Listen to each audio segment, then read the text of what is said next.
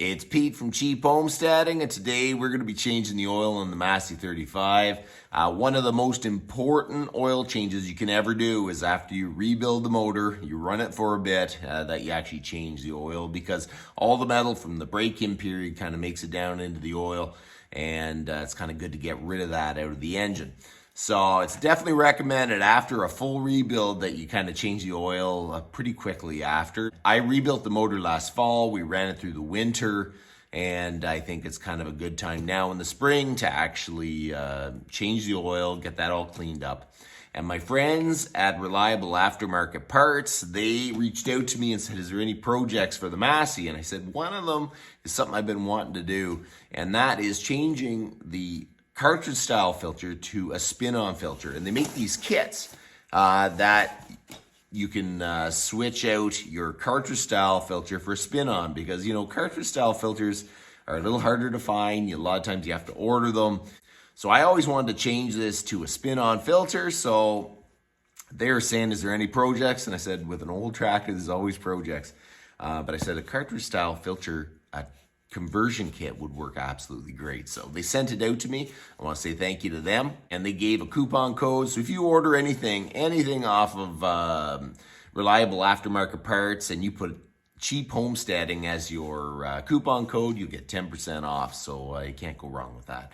So we're going to change the oil, and we're going to install a spin-on filter kit on a Massey 35, which is the same process for the 35, 135, 65, 165, any engine that has a Continental Z134 motor. So let's go. So this is what we're going to be working on, the Massey 35.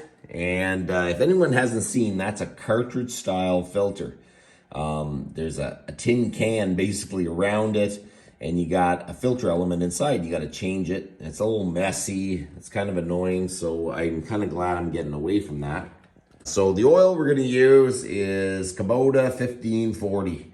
You know, there's a few options in temperature range for the older tractors, and you can use 1540 or 1030, and I kind of like the thicker oil, especially in the summer. The winter, it's a little thick, but if you let it warm up, you don't have any issues. So I'm going to warm up the tractor just a little bit, get the oil a bit thinner so it'll run out and drain nicer. And then we're going to unbox the spin-on filter kit that came from Reliable Aftermarket Parts and kind of see what they sent.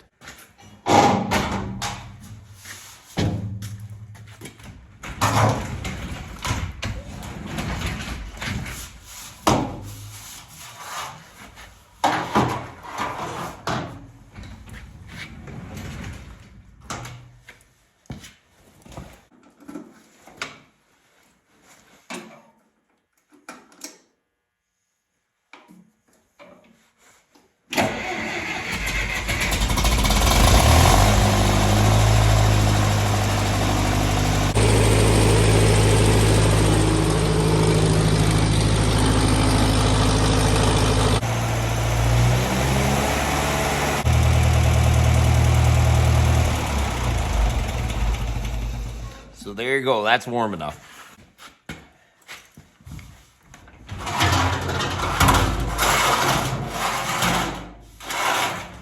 It's kind of handy. That's the old house gutter that hung around for a bit. It kind of works good for running my tractor in the shop. I've been meaning to get one of those exhaust hoses, but that kind of works pretty good.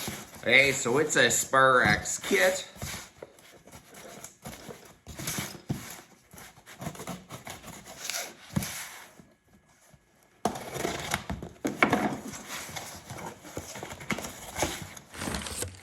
So there you go. I kind of like the fact it comes with a Wix filter. As aftermarket filters go, I like Wix filters. They're really good.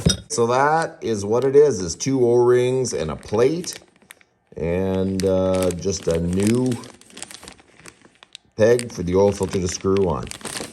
Okay, let's start draining the oil.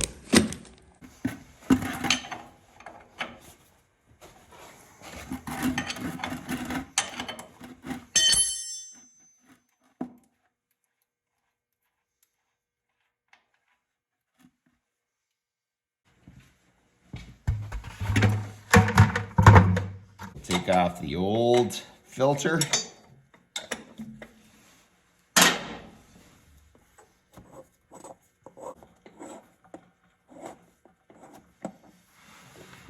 go. Yes, I'm probably going to keep the old filter, you know, just in case I want to put back original for one reason or another.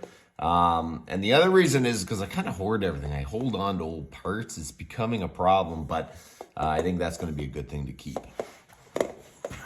Make sure that there's no grit or anything stuck in the groove. So now we'll get the kit. This comes with two different O-rings. I assume it's because you have two different sizes that kit does. So we're gonna slip the O-ring in place. There's a drain hole at the top, so whenever the engine's off, it kind of holds a bit of oil in there. So there's corresponding holes there, and what we're gonna do is put them towards the top. And then when you tighten that down, that's gonna be good. Next thing we're gonna do is brake clean the threads just a little bit. And the threads on your pin just a little bit. Wipe it off, wipe it off. And I am going to put a bit of Loctite on here, and I'll tell you why. If you don't put Loctite on here, when you go and unscrew your filter, it's possible that your filter will unscrew the pin. And it's kind of annoying. When you unscrew your filter, you want it to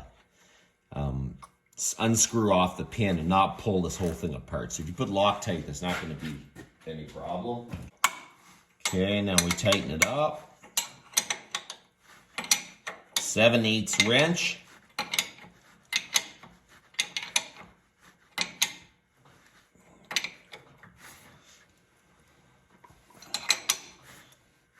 Okay, there you go.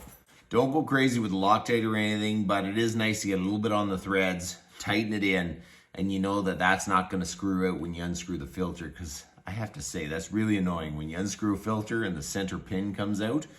So this way it's not going to come out. You got the new filter, put a little bit of engine oil on the seal, and then we're going to screw it in.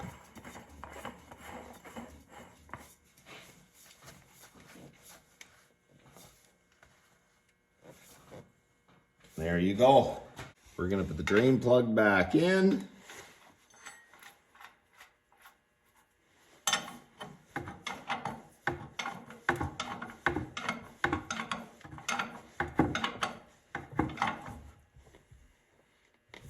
And we'll fill it up.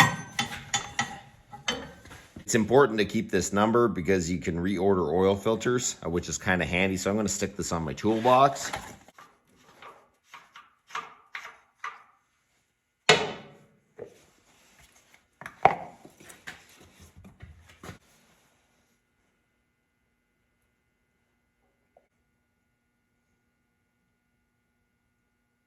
Let's check the oil.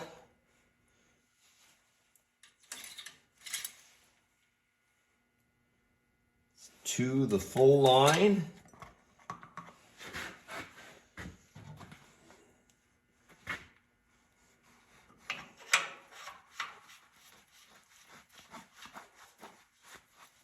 Okay, so let's fire it up and see if we get some good oil pressure.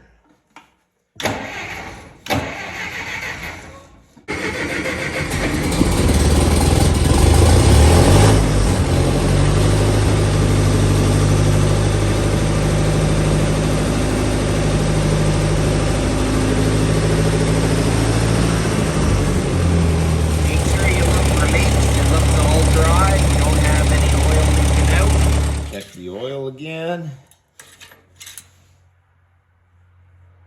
I'm going to throw just a little bit more in there.